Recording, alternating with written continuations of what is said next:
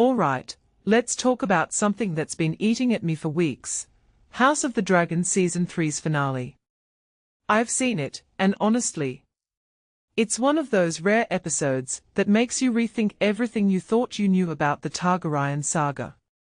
But before I dive into spoilers, let's step back and ask, why does this show feel so different now compared to Season 2? I mean, Season 2 was a slow burn, right?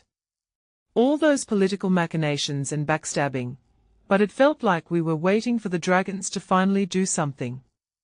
Season 3, though, it's like the show finally woke up and realized it had a killer premise. The battles, the dragon fights, the sheer chaos, it's all there now, and it's glorious.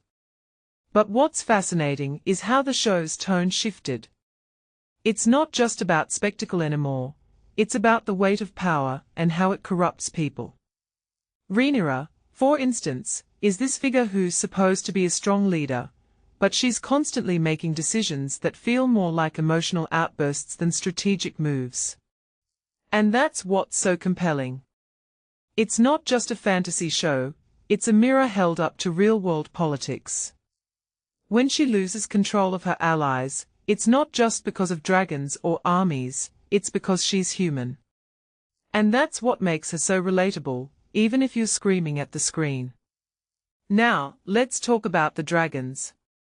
They've always been the show's highlight, but Season 3 took it to another level. The way they're used isn't just for visual flair anymore. They are symbols of power, of legacy, and of the price of war. Take Sheep Stealer, for example. Rhaenyra riding her in the finale, it's not just a cool moment, it's a statement. Rhaenyra's not just a character here, she's a reminder that the Targaryen line is fractured, and every dragon rider is a potential rival. What's wild is how the show is balancing these massive battles with intimate character moments.